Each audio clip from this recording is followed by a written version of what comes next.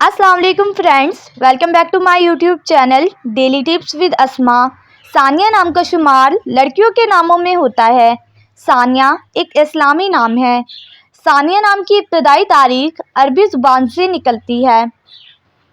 सानिया नाम की लड़कियों के लिए खुशकिस्मत नंबर 8 माना जाता है। सानिया नाम की लड़कियां बहुत प्यारी होती हैं। सानिया नाम की लड़कियों के लिए खुशकिस्मत दिनों में सोमवार और जुम्मे का दिन शामिल है। सानिया नाम का मतलब है सानी का मोनस। सानिया नाम के अफराद के लिए मुवाफिक पत्रों में मरकत पत्थर शामिल है। सानिया नाम की लड़कियों में ज़्यादातर हंसमुख लड़कियां पाई जाती हैं। सानिया नाम के अफराद के लिए मुवाफिक रंगों में नीला और सब्ज़ रंग शामिल है। खुशकिस्मती वाली धातों में हिस्सों के हिसाब से चांदी शामिल है। फ्रेंड्स, अगर आप अपने नाम का मतलब जानना चाहते हैं तो कमेंट बॉक्स में अपना नाम लिखें।